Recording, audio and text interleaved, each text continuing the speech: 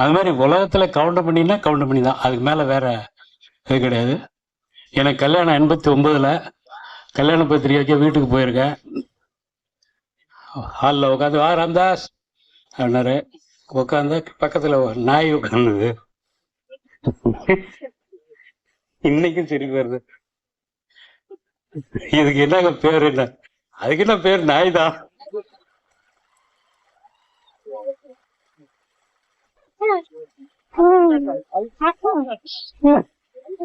அது ஒரு பேர் வச்சு அது வேற ஞாபகம் வச்சு கூட்டுன்னு கிடக்கணுமா?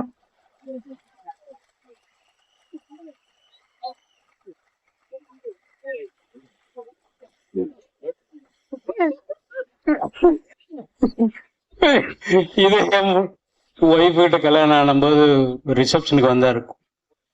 கவுண்ட் பண்ணி கல்யாணத்துக்கு வந்த பிறகுதான் எனக்கு பொண்ணு கொடுத்தவங்களும் என்னை நம்பினாங்க.